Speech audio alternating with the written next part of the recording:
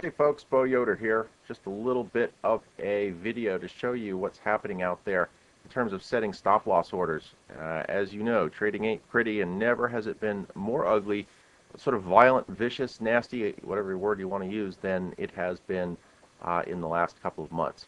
Here we have the market rallying up. This is the S&P E-mini, the ES. Market's rallying, big sell-off, then a bounce to a lower high. Took a short trade in this area, and let's go back up here and look at the highs. 842.25 is the high. So technically, you've got a lower high. You're going to go short. You're going to put your stop above the high at 842, right? Wrong. Market's going to come back up to that liquidity pool and take you out. Trading ain't pretty, and in this market, it seems like usually a done deal. So let's see what happened. I set my stop not at 842, not at 844, but 850, a full 8 points higher. As this is a swing trade opportunity, I've got plenty of risk to reward ratio available to the downside if the market does crash here. And let's go back and look at what happened. Sold off beautifully into the close, spiked after hours. It sat throughout the overnight session. Eventually sold off around 8:30. What happened? Boom! Market comes back up. Giant short squeeze takes us right out to a eventual breakout and spike. Where'd it go?